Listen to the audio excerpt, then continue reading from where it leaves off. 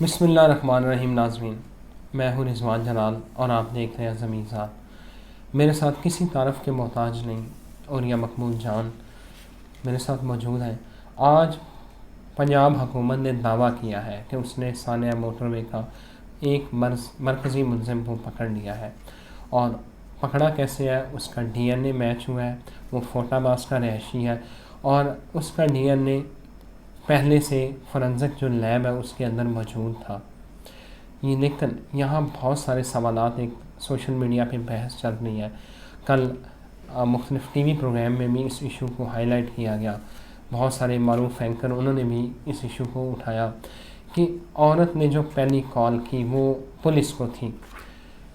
ملزمان کو کیسے پتہ چلا کہ وہ عورت اکیلی ہے، اس کا فیول ختم ہو چکا ہے، اس کے ساتھ بچے ہیں اور اس نے شیشے لاک کیے ہوئے ہیں؟ یہ عورت کی لوکیشن ملزمان تک کیسے پہنچی؟ یہ بہت کوئی گتھی الجھتی جا رہی ہے. اب پنجاب پولیس کامیابی کے دعوے کر رہی ہے کہ ہم نے پرائم سسپیکٹ پکڑ لیا ہے، اس کا ڈی این اے میچ ہو گیا ہے. اس سارے معاملے کے اوپر ہم بات کریں گے معروف تجزیہ نگار، کالم نگار، اینکر اوریا صاحب. آپ نے ابھی تک چینل سبسکرائب نہیں کیا تو سبسکرائب کا بٹن پریس کریں اور ساتھ ہی بیل آئیکن کا بٹن بھی پریس کر دیں. السلام علیکم اوریا صاحب. السلام ورحمۃ اللہ. اوریا صاحب، مجھے تو پہلے یہ بتائیں کہ یہ ڈی این اے، آپ اے سی میں رہے، ڈی سی میں رہے، آپ سیکٹری میں رہے، بڑی پرائم جو ہے پوسٹوں پہ آپ نے کام کیا ہے. یہ ڈی این اے جو ہے یہ کیسے میچ ہو گیا؟ وہ 2013 میں جو پولیس بتا رہی ہے کہ اس نے ایک ماں بیٹی کا ریپ کیا تھا، اس کا ڈی این اے کا جو سیمپل ہے وہ ہمارے پاس لیب میں پڑا ہوا تھا اور وہ یہاں میچ ہو گیا. پولیس کہیں کوئی دیکھیں، پولیس کی انویسٹیگیشن بنیادی طور پہ پہلے دن سے فالٹی ہے. اس کی وجہ ہے کہ ڈی این اے اس وقت کیا جاتا ہے جب جو ایکیوزڈ ہے، جو بندہ ہے جیسے اس کا تختہ مشق بنا ہے وہ مر چکا ہو. ڈی این اے کا کویسچن اس وقت آتا ہے جب ایک آدمی جس کے اوپر یہ بیتی ہے وہ زندہ ہو، تو وہ سب سے پہلے بنیادی ایویڈنس ہوتا ہے. ڈی این اے تو زینب کے مسئلے میں تو سمجھ آتی ہے کہ ڈی این اے کہ زینب مر چکی. زینب بتا نہیں سکتی اس کا حلیہ کیسا تھا، اس کا چہرہ کیسا تھا، اس کی بول چال کیسے تھی، اس کی سارا کچھ کیسے تھا. یہ خاتون تو آج زندہ ہے. سب سے پہلی بات یہ ہے کہ اس میں سب سے پہلے یہ ہوتا ہے کہ ایک تو یہ ہے کہ وہ بقول اس کے خاتون کے ایویڈنس کے انہوں نے چہرے نہیں چھپائے ہوئے تھے. ٹھیک ہے. دوسری بات یہ ہے کہ دوسری بات یہ ہے کہ ان کی آواز، ان کا لہجہ ان کو پتہ تھا. پھر تیسری بات یہ ہے کہ وہ ایسا نہیں ہے کہ آ کے سامان چوری کر کے لے گئے، وہ باقاعدہ اس کو گھسیٹ کے لے کے گئے. اس گھسیٹنے کے دوران آپ رجسٹر کرتی ہیں، سب کچھ کرتی ہیں، سکفل ہوئی ہوگی، بہت کچھ ہوا ہوگا، اس کا ایویڈنس آپ کی باڈی پہ ہونا چاہیے. پھر آپ وہاں جب لے گئے ہیں تو اس دوران پوری ایک ایکٹیویٹی ہوئی ہے. ٹھیک ہے. اس ایکٹیویٹی کے دوران بھی اس عورت کو کچھ نہ کچھ تو یاد رہا ہوگا نا، اتنا بھی تو ٹارچر نہیں ہوتا. پھر اس کے دو ایویڈنس، دو بچے ہیں. اچھا، اس سے ہوتا یہ ہے کہ دنیا پوری میں سب سے پہلے کام یہ کیا جاتا ہے کہ پولیس اسکیچنگ کرتی ہے. اور اس وقت تقریباً ملینز ایسے کمپیوٹر بنا چکا ہوا ہے، اسکیچز جیسے اسکیچ نکل آتا ہے، ان اسکیچز کی بنیاد پہ چلا جاتا ہے. آپ نے ایک زینب کا کیس والا پکڑ کے تو آپ، او بھائی اللہ کے بندو، زینب مر چکی تھی، یہ عورت زندہ ہے، اس عورت نے ان کو دیکھا ہے.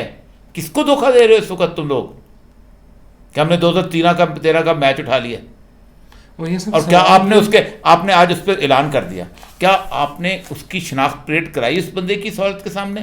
پہلی بات تو یہ ہے کہ آپ اگر شناخت پریڈ ہوتی ہے اور وہ بندہ جو ہے وہ بے گناہ ثابت ہوتا ہے، لیکن یہ 20-25 دن جو اس کی اپنی بدنامی لے کے آئیں گے وہ کس کے کھاتے میں جائے گی؟ اب آتا ہے ڈی این اے کا معاملہ.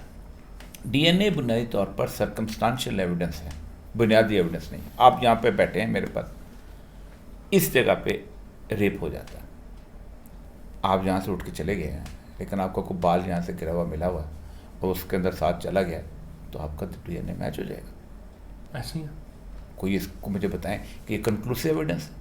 اور کھڑے ہو کے کہتے ہیں ہم نے بڑی کامیابی حاصل کر لی. بڑی یار خدا کا خوف کرو کو تھوڑی سا. کسی بھی طور پر آپ کو فوری طور پہ تو اعلان کرنا ہی نہیں چاہیے. اس کی وجہ یہ ہے کہ جب تک ایک شخص کے بارے میں مجرم کا جرم ثابت نہیں ہو جاتا، آپ اس کو اس وقت دیکھیں، ہر بندے کی عزت آپ کے ہاتھ میں ہے. اس عورت کی بھی عزت آپ کے ہاتھ میں ہے اور ہر وہ شخص جس کے اوپر شک کرتے ہیں اس کی بھی عزت آپ کے ہاتھ میں ہے. اور یہ سب آپ کو لگتا ہے کہ پنجاب حکومت اپنی نااہلی چھپانے کے لیے یہ سارا کام کر رہی ہے، سر اتنی جلد بازی کر رہی ہے. اصل مسئلہ تو یہی ہے. میں نے آپ کو بتایا نا کہ تفتیش کو پہلے دن ہی ڈی این اے کی طرف لے کے جانا جو ہے یہ تفتیش کی بنیادی غلطی ہے. آپ مجھے یہ بتائیں، آپ نے کہا جی ہم نے جیو فینسنگ کر لی ہے، اس پورے علاقے کے لوگ جتنے بھی ہیں، مجھے یہ بتائیں اس علاقے پہ آپ کھڑے ہو جائیں، اس جگہ پہ. میں ساری زندگی یہی کام کیا. بالکل ایسے ہی ہے. ٹھیک ہے، اس علاقے میں جتنے بھی لوگ آ جا رہے ہیں ان میں سے ہو سکتا ہے 1% بھی اس گاؤں کے لوگ نہیں ہوں گے. میں 3-4 دفعہ میں گزرا ہوں، سیالکوٹ سے آ رہے ہیں، گجرانوالہ سے آ رہے ہیں، گزرتا ہوں اسی موٹر وے پہ. سیالکوٹ سے لوگ آ رہے ہیں، گجرانوالہ سے لوگ آ رہے ہیں، فلاں جگہ جا رہے ہیں. یہ گاؤں کے لوگ وہاں کہاں چلتے ہیں؟ آپ نے کہا نہیں سارے گاؤں چاروں جو ہیں ان کے ارد گرد ان کی اچھا ہو گیا سب ایک. دیکھیں وہاں پہ موٹر سائیکل والا بھی چل رہا ہے، وہاں ریڑھی والا بھی چل رہا ہے. وہ موٹر وے کو عجیب و غریب، وہ صرف نام کی موٹر وے ہے. موٹر وے تو ہے. دیکھیں پہلی بات تو یہ ہے کہ جس شخص نے بھی یہ موٹر وے بنائی ہے، اب بنانے کے بعد ہینڈ اوور کیا پریپریشن کے، اس کے خلاف تو کارروائی ہونی چاہیے. آپ اپنے دفتر میں ایک لفٹ لگاتے ہیں اور اس لفٹ کی پراپر سیکورٹی نہیں کرتے اور کل کو حادثہ ہو جاتا ہے تو ذمہ دار کون ہے؟ جس بندے نے اس لفٹ کو چالو کیا. ایسے ہی ہے. آپ نے ایک موٹر وے بنائی، موٹر وے پہ لوگوں کی عادت تھی کہ لوگ ایک سیکورٹی انوائرمنٹ میں چلتے تھے، سکون ہے کہ جہاں جانور بھی نہیں آئے گا، جہاں کچھ وہاں موٹر سائیکل چنچی رکشے والے چل رہے ہوتے ہیں. بالکل صحیح. اس کا مطلب یہ ہے کہ آپ نے تو ستیاناش کر دیا لوگوں کا. اور یہ صاحب کل جو بات مختلف چینلز میں بھی ہائی لائٹ ہوئی، جب اس عورت کی گاڑی کا پیٹرول ختم ہوا، اس نے اطلاع دی پہلے 130 پہ کہ یار وہ آپ کو پتہ ہی ہے پیٹرول لے آتے ہیں موٹر وے والے. اس کے بعد 15 پہ کال ہوئی، پولیس کو کال ہوئی. اور یہ صاحب اس عورت کی لوکیشن، اس کی ساری چیزیں، وہ اکیلی ہے، وہ سوائے پولیس کے علاوہ کسی کو نہیں پتا تھا. اور پھر عین وہ 2 ملزمان آتے ہیں اسی موقع پہ، وہ آتے ہی شیشہ توڑتے ہیں، عورت کو نکالتے ہیں. اور یہ سب. اور ایک اور چیز، یہ انتہائی آف دا ریکارڈ، میں بندے کا نام نہیں بتاؤں گا، وہ کہتا ہے کہ جو مجرمان بھاگے ہیں وہ ننگے پاؤں بھاگے ہیں، جوتے نہیں پہنے ہوئے. یہ تو مجھے بھی پتا ہے، اس لیے پتا ہے کہ انہوں نے 4 کھوجی ملائے تھے. ایک قصور سے آیا تھا پولیس کا، ایک 2 اور. وہ کہتے ہیں کہ ننگے پاؤں کے نشانات مل رہے ہیں. اور یہ سب یہ بھی تو ہو سکتا ہے آپ نے سرکاری جوتا پہنا، اس کی نشانی نہ آ جائے، نشانی نہ آ جائے. لیکن اگر آپ نے واقعی کیونکہ کھوجی کا ہے تو پھر دیکھیں اتنا ڈوبیس مسئلہ ہے کہ آپ موجود ایویڈنس پہ بھروسہ نہیں کر رہے، آپ سیدھا ڈی این اے پہ جا رہے ہیں. یہ آپ کی کارروائی پوری کو مشکوک کرتا ہے، پوری کارروائی کو مشکوک. آپ وہاں پر اس کے ارد گرد کی صورتحال، لوگ آئے گزرے، کس قسم کے گزرے، کیسے گزرے، ظاہر بات ہے. اور کچھ نہیں تو اس کے جو ٹول پلازا پہ تو کیمرہ لگا ہوا ہے نا، لگایا ہونا تو چاہیے. ٹھیک. تو ٹول پلازا پہ آپ پھر ٹول پلازا کے ارد گرد پہ تو کیمرے لگے ہوئے ہیں نا بہت سارے. لیکن نہیں، مطلب میں آپ کو بتاؤں کہ بنیادی طور پر پنجاب پولیس جو ہے نا اس وقت ایک ایسے لوگوں کے ہاتھ میں آ چکی ہوئی ہے. اب میں کیا کہوں، میں سمجھ گیا، کہانیاں بیان کرنا شروع کر دوں اوپر سے لے کے نیچے تک. آپ اس پروگرام کے بعد کہانی سناؤں گا آف دا ریکارڈ، ہم وہ بات کریں گے. اور یہ سب پولیس انوالو ہو سکتی ہے. بہت سارے آپ نے واقعات ہم نے سنے کہ پولیس کے لوگ ڈکیتیوں میں، وارداتوں میں ملوث ہوتے ہیں. کیا یہ امکان رد تو نہیں کیا جا سکتا کہ پولیس کے لوگ انوالو ہو سکتے ہیں؟ اذان صاحب میں آپ کو بات بتاؤں، آپ کبھی خاموشی سے گزشتہ تقریباً 1-2 سال کا ہی بے شک ڈیٹا اکٹھا کر لیں کہ جن گھروں میں چوریاں ہوتی ہیں یا ڈکیتیاں ہوتی ہیں تو آپ کو پتہ چلے گا کہ 80 سے 85% گھروں میں ساتھ ریپ بھی ہوتا ہے. اللہ. میں ایک بہت بڑے پرنسپل سیکرٹری کی بھانجی کے گھر میں چوری ہوئی تھی. اس وقت بہت ٹاپ پہ تھے، وہ بہت پہلے کی بات ہے. ان کی بھانجی ریپ ہوئے تھے باقاعدہ. اور ریپ بھی ہوتا ہے. لوگ عزت کی وجہ سے، شرافت کی وجہ سے خاموشی سے چپ کر جاتے ہیں، بتاتے نہیں، اور پولیس والے مقدمہ درج نہیں کرتے.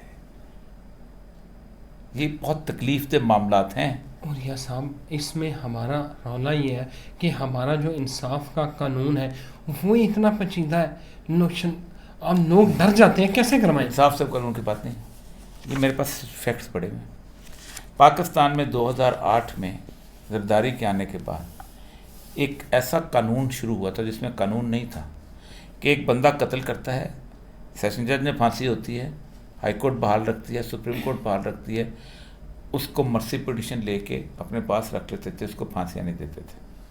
2014 دسمبر تک 8,260 दामाद थे पाकिस्तान गवर्नमेंट के जिनको फांसियाँ हो चुकी थी, सज़ा नहीं थी, उसमें 450 दहशतगर्द थे, उन्होंने APS पे हमला कर दिया। उन्होंने कहा मैं तो फांसी होनी नहीं। और जब APS पे हमला हुआ है तो उसके बाद उन्होंने कानून बनाया। अब वो कानून में उन्होंने वो नहीं किया कि आम अदालतें ठीक हैं, उन्होंने फौजी अदालतें बनाई। फौजियों को क्या पड़ी है कि मेरे घर में डकैती हो उसका जो सुने, उन्होंने अपने जो थे ना सिक्योरिटी फोर्सेस वाले सुने, उन्होंने 5-5.5 को फांसी दी 2 साल 3 साल के अंदर। आज भी पाकिस्तान की जेलों में 7,500 से ज़्यादा फांसी के कैदी जिनको हो चुकी है फांसी और उनकी रैम की अपील रखी हुई है उसमें, और वो पड़े हुए हैं। मुजरिम को पता है कि मैं सुप्रीम कोर्ट में भी फांसी हो जाए तो मुझे कोई नहीं। अब मैं आपको दादा कर लीजिए, मैं फिगर तो आपको हैरान हो गई देखे कि 2008 में एक भी फांसी नहीं हुई, 2009 में एक फांसी नहीं हुई, 2010 में एक फांसी नहीं हुई, 2011 में एक फांसी नहीं हुई, 2012 पता नहीं कौन जो बदकिस्मत था, एक बंदा जिसको पीपल पार्टी से नाराजगी थी, इसको निकाल के फांसी दी गई।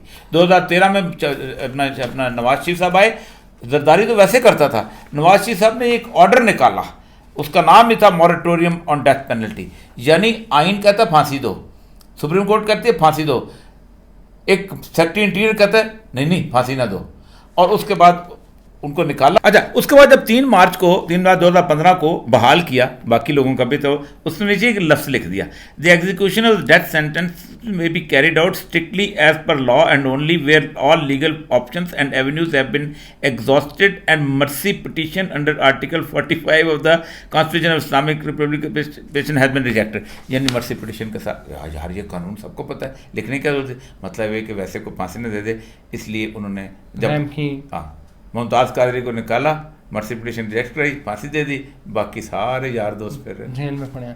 और ये है असल वजह क्राइम पढ़ने की, खौफ ख़त्म हो गया। और यह सब आखिरी सवाल, do you support public hanging of? मैं रसूल अकरम सल्लल्लाहु अलैहि वसल्लम ने कोई ऐसा सज़ा नहीं है कि जो पब्लिक में ना दी हो।